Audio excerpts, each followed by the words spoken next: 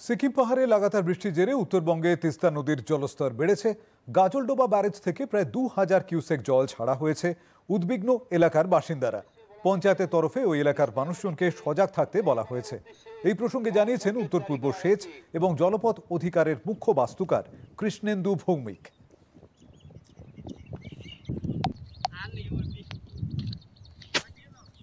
এই জলটা বাড়াতে কিছু নিচের এলাকা মানে flood plain area, basically flood plain area, ওগুলো তিস্তার চরই বলতে গেলে আগে উঠেনি। এবছরে কিছু কিছু জায়গায় ইনান্ডেশন হয়েছে। আমরা জানতে পেরেছি সালুগড়ার দিকে একটা লালটন বস্তি আছে, সেখানে একটু জল উঠেছে কালকে আমরা জানতে পেরেছি। ওখানে কিন্তু আমাদের জল কিছুক্ষণ থাকবে, তারপরে নেমে যাবে।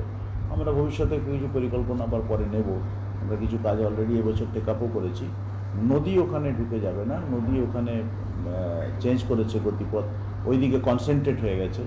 বাঁ দিকে ছিল, ওটা ডান দিকে চলে গেছে। তার জন্য কিছু এরিয়া ইনান্ডেশন হয়।